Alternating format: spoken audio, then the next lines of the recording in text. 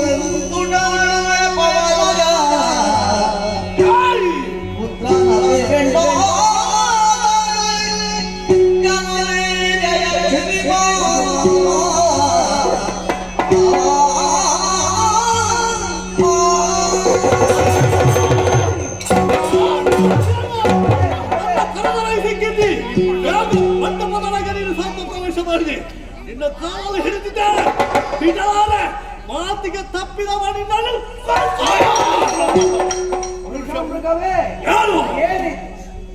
ಆ ಸಮಯದಿ ಯುದ್ಧದಲ್ಲಿ ಧರಣೀಶ ಬಂದವರ ವೀಕ್ಷಿಸುತ್ತಲೇ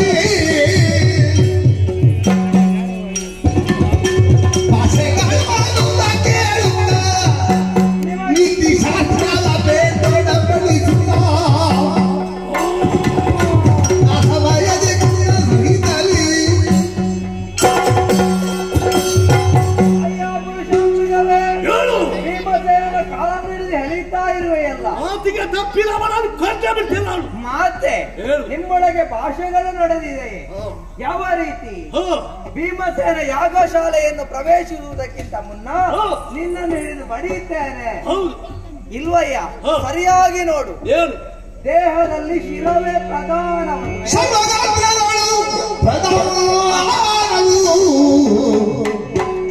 ಶಿರಸರ್ವೇಂದ್ರಿಯಕ್ಕೆ ಮುಖ್ಯ ನೇತ್ರವು ಸರ್ವಗಾತ್ರದಳು ಪ್ರಧಾನವು. ಶಿರ ಸರ್ವೇಂದ್ರಿಯಕ್ಕೆ ಮುಖ್ಯ ನೇತ್ರವು ಸರ್ವಂಶದಿಯೊಳೆಂದ ಬಿಗಿಲೆಂದು ಇವರ ಬಿಗಿದಿ ಗಮ್ಮತವತ್ತು.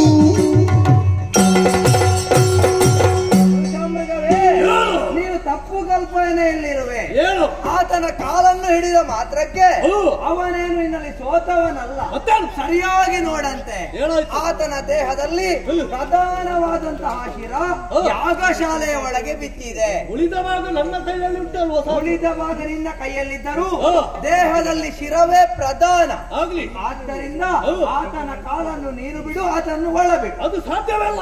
ಯಾಕಿಲ್ಲ? ಮಾತಿಗೆ ತಪ್ಪಿದವನನ್ನು ಬಿಡಬಾರೆ. ಆತ ಮಾತಿಗೆ ಆಚೆ ಇರ್ಲಿ ಆತ ಈಚೆ ಇರ್ಲಿ ನನಗೆ ನೀನು ಬಿಡುವುದೇ ಇಲ್ವೋ? ಬಿಡುವುದಿಲ್ಲ. ಒಂದು ವೇಳೆ ನೀ ಬಿಡದೆ ಹೋದ್ರೆ ನೀನು ಮಾತಿಗೆ ತಪ್ಪಿದವನಂತ ಹೇಗೆ ನೋಡಂತೆ. ದೇಹದಲ್ಲಿ ಚಿರ ಪ್ರಧಾನವಾದದ್ದು ಒಳಗೆ ಬಿದ್ದಿದೆ. ಮತ್ತೊಂದು ಹೇಳಲ್ಲ, ಎಷ್ಟಾದ ನೀನು ಅವನ ಕಾಲಿಡಿಯು, ನೀನು ಕಾಲಿಡಿಯೋ.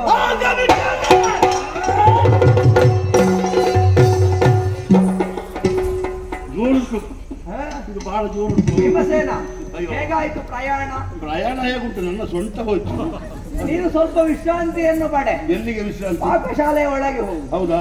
ವಿಶ್ರಾಂತಿ ಮತ್ತೆ ಅಲ್ಲ ವಿಶ್ರಾಂತಿ ಕಳುಹಿಸುದು ಪಾಕಶಾಲೆಗೆ. ಅಲ್ಲಿ ನೋಡಿಕೊಳ್ಳು, ವಿಶ್ರಾಂತಿ ಪಡೆ. ನೋಡಿಕೊಂಡಿರ್ಬೇಕು. ಅಯ್ಯೋ, ಇವನಿಗೆ ಬೇಕಾದ ವ್ಯವಸ್ಥೆಯನ್ನು ನಾನು ಮಾಡ್ತೇನೆ. ಎಷ್ಟು ಜೋರು ಉಂಟು ನನಗೆ ಗೊತ್ತು. ಎಳೆಯುವುದಂದ್ರೆ ಎಳೆಯುವುದೇ.